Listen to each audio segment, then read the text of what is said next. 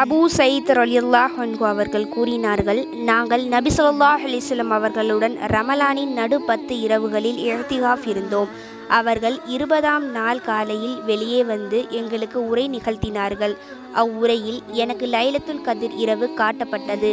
பின்னர் அது எனக்கு மறக்கடிக்கப்பட்டுவிட்டது. எனவே நீங்கள் ரமலானின் இறுதி 10 நாட்களில் ஒற்றைப்படையில் இரவுகளை அதை தேடிக் கொள்ளுங்கள்.